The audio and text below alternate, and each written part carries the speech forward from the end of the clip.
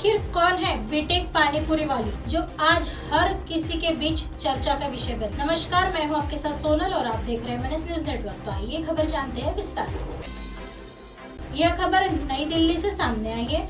आज के वक्त में जहां तमाम लोग बेरोजगारी की वजह से परेशान होने लगे हैं, वहीं कुछ ऐसे भी हैं जो खुद रोजगार के मौके तैयार करने में लगे हुए हैं। आपने MBA चाय वाला, ग्रेजुएट चाय वाली की कहानी तो सुनी ही होगी।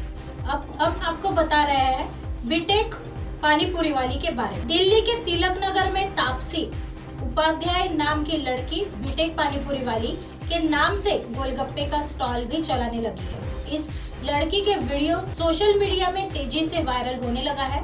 दिल्ली की बीटेक पानीपुरी वाली लड़की इन दिनों सोशल मीडिया में बनी हुई है।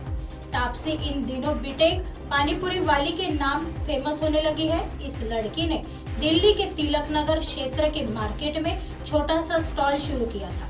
उसने स्कूटी से स्टॉल को जोड़ दिया है और घूम घूम कर एयर फ्राई यानी बिना तेल के फ्राई किए हुए गोलगप्पे बेचना शुरू कर दिया। पानीपुरी का यह अनोखा तरीका लोगों को इतना पसंद आया कि तिलक नगर में सड़क पर काउंटर लगाने वाली लड़की फेमस हो चुकी है। इंजीनियरिंग की छात्रा तापसी का बोलना है कि उसे शुरू से बाइक चलाना और खाने पीने की चीजों में हेल्दी फूड पसंद था, इसलिए उसने यह नया प्रयोग भी शुरू कर चुके हैं जो लोगों को पसंद आ रहा है। इंजीनियरिंग की पढ़ाई के दौरान आया आइडिया। इंजीनियरिंग की पढ़ाई के बीच नए स्टार्टअप का आइडिया आ चुका है, जिसके उपरांत बीटेक पानीपुरी वाली के नाम से यह स्टॉल शुरू कर लिया। लोगों को पानीपुरी का स्वाद तो पता ही था, साथ ही गोलगप्पे का अनोखा तरीका लोगों को बहुत पसंद आया। इसी की बदौलत तापसी आज सोशल मीडिया का सेंसेशन बन चुकी है। हर कोई उसके साथ फोटो लेना, बातें करना और उसके बारे में जानने का प्रयास भी कर रहे हैं। 3 महीने पहले शुरू किया था स्टॉल। तापसी का बोलना है कि इस स्टार्टअप का आइडिया उसे कुछ विषम परिस्थितियां आने के उपरांत आया। उसने निराश होने की बजाय अपने हौसलों के साथ पॉजिटिविटी बनाए रखी। तापसी को इस स्टॉल की शुरुआत किए 3 माह हो चुके हैं। तापसी ने कहा कि हम पानीपुरी को तेल में तलकर नहीं बनाते हैं, यह हेल्दी फूड है। इसमें सारा कुछ हाथों से तैयार किया हुआ उपयोग करते हैं। तापसी कहती है कि मेरे 4 स्थान पर स्टॉल लग रहे हैं, इनकी संख्या और बढ़ाने की वह तैयारी कर रही है। आइए बढ़ते हैं अगली खबर की तरफ। जो कांग्रेस ने 34 साल में नहीं किया वो भाजपा करेगी। ज्योतिरादित्य सिंधिया पर चल सकती है बड़ा दांव। भोपाल के मध्य प्रदेश में होने वाले विधानसभा चुनाव के पहले क्या भाजपा केंद्रीय मंत्री ज्योतिरादित्य सिंधिया को सीएम की कुर्सी सौंपकर उनके स्वर्गीय पिता माधवराव सिंधिया जी का सपना पूरा कर सकती है? यह सवाल इन दिनों सूबे की सियासी गलियारों में जमकर चल रहा है। केंद्रीय मंत्री ज्योतिरादित्य सिंधिया को राज्य में सीएम की कुर्सी सौंपकर भाजपा एक तीर से 2 शिकार कर सकती है। वही भाजपा के इस फैसले से कांग्रेस भी बड़ी मुश्किल में पड़ जाएगी। दरअसल केंद्रीय मंत्री ज्योतिरादित्य सिंधिया 10 मार्च को स्वर्गीय माधवराव सिंधिया की 78वीं जयंती के मौके पर ग्वालियर में आयोजित कई कार्यक्रमों में शिकायत करने वाले हैं। इस दौरान राज्य के सीएम शिवराज सिंह चौहान समेत भाजपा के कई बड़े नेता भी ग्वालियर पहुंचेंगे। इसी दिन यानी 10 मार्च को सबसे पहले खेल मैदान से मैराथन दौड़ का आगाज हुआ था, जिससे केंद्रीय मंत्री सिंधिया हरी झंडी दिखाकर रवाना करेंगे। वहीं आज शुक्रवार की दोपहर में शिवपुरी में माधव नेशनल पार्क में टाइगर भी छोड़े जाएंगे। इसके अलावा 10 मार्च को ही सिंधिया छतरी पर भजन संध्या आयोजित की गई है। इसमें भी भाजपा के कई बड़े नेता पहुंचेंगे, यहां तक कि खुद सीएम शिवराज भी शामिल हो सकते हैं। ये सारी बातें इन अटकलों को हवा दे रही है। भाजपा ने ज्योतिरादित्य सिंधिया को मध्य प्रदेश में लॉन्च करने का फैसला कर लिया है। बता दें कि यह ऐतिहासिक तथ्य है कि पूर्व केंद्रीय मंत्री माधवराव सिंधिया और पूर्व पीएम राजीव गांधी में गहरी मित्रता थी। मध्य प्रदेश में जब पूर्व सीएम अर्जुन सिंह की कुर्सी पर 1989 में चुरहट मामला सामने के आने के बाद संकट आया था, उस वक्त भी सीएम पद के लिए माधवराव सिंधिया का ही नाम सबसे आगे था।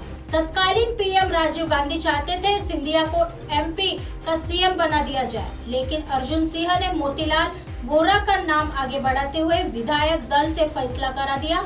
इसके बाद वर्ष 1993 में भी एमपी में सीएम के लिए माधवराव सिंधिया रेस में सबसे आगे थे, मगर उस समय भी केंद्रीय सियासत में सक्रिय अर्जुन सिंह ने दिग्विजय सिंह के नाम पर मुहर लगवा दी। इस तरह 2 बार माधवराव सिंधिया सीएम बनते बनते रह गए। हालांकि माधवराव सिंधिया का नाम राजीव गांधी के असमय निधन के बाद पीएम पद के लिए भी आगे आया था, लेकिन तब कुर्सी नरसिम्हा राव को मिली।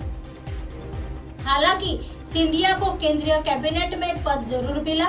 वही मनमोहन सिंह जी से पहले भी माधवराव पीएम पद के प्रबल दावेदार माने जा रहे थे, किंतु 2001 में एक प्लेन क्रैश में उनका निधन हो गया। अब सियासी गलियारों में ये सवाल तैर रहा है कि क्या माधवराव सिंधिया का सीएम बनने का सपना ज्योतिरादित्य सिंधिया पूरा करेंगे और भाजपा इसमें उनका साथ देगी। यदि ज्योतिरादित्य सिंधिया को एमपी की बागडोर सौंपी जाती है तो ये कांग्रेस के लिए मुश्किल हो सकती है। ऐसा इसलिए क्योंकि केंद्रीय मंत्री ज्योतिरादित्य सिंधिया को टक्कर देने के लिए कांग्रेस में फिलहाल कोई भी ऐसा चेहरा नजर नहीं आ रहा है। कांग्रेस अभी भी शिवराज सिंह चौहान से अधिक सिंधिया पर ध्यान केंद्रित कर रही है। वही खुद ज्योतिरादित्य सिंधिया कांग्रेस की हर रणनीति और चाल से भली भांति परिचित है। इसके साथ ही यदि भाजपा ज्योतिरादित्य सिंधिया को मुख्यमंत्री बनाती है तो कांग्रेस में बगावत और बढ़ने की आशंका है।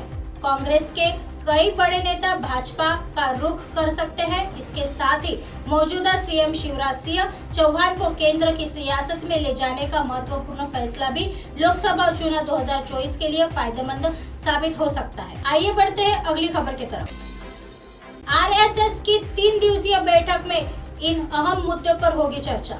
जानिए पूरा कार्यक्रम। राष्ट्रीय स्वयंसेवक संघ आरएसएस नेतृत्व रविवार से शुरू हो रही 3 दिवसीय वार्षिक बैठक में इस बात पर विचार करेगी कि सामाजिक समरसता का माहौल किस तरह से बनाया जाए, लोगों को उनके कर्तव्यों का पालन करने के लिए कैसे प्रेरित किया जाए और उन्हें कैसे आत्मनिर्भर बनाया जाए। एमएनएस न्यूज संवाददाता के अनुसार आरएसएस के नेता सुनील अंबेकर जी ने शुक्रवार को यहां संवाददाता सम्मेलन में बताया कि आरएसएस की अखिल भारतीय प्रतिनिधि सभा में इसके प्रमुख मोहन भागवत और महासचिव दत्तात्रेय होसबोले सहित 1400 से अधिक पदाधिकारी शामिल होंगे। उन्होंने कहा कि भाजपा की ओर से पार्टी अध्यक्ष जेपी नड्डा और महासचिव संगठन बीएल संतोष बैठक में शामिल होंगे।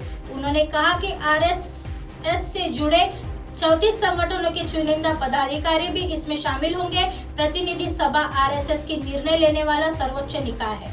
अंबेकर ने कहा, आरएसएस की शाखाएं वास्तव में समाज में परिवर्तन लाने के केंद्र है और वे स्वयंसेवकों द्वारा किए गए समाज के अध्ययन के आधार पर अपने अपने अधिकार क्षेत्र में इसके लिए काम करती है। उन्होंने कहा कि हरियाणा के पानीपत जिले के समालखा में आयोजित 3 दिवसीय बैठक में पिछले कुछ वर्षों में स्वयंसेवकों आधार किए गए अध्ययनों को इस तरह के अध्ययनों के आधार पर किए गए कार्यों पर चर्चा की जाएगी। अंबेकर ने कहा, बैठक में कई सामाजिक आर्थिक मुद्दों पर चर्चा होगी, विशेष रूप से सामाजिक सद्भाव का माहौल कैसे बनाया जाए, नागरिकों को उनके कर्तव्य निर्वहन के लिए कैसे प्रेरित किया जाए और उन्हें आत्मनिर्भर कैसे बनाया जाए। ऐसी खबरें फिर लेके आएंगे इसी समय इसी जगह। तब तक देखते रहे एमएनएस न्यूज नेटवर्क। नमस्कार।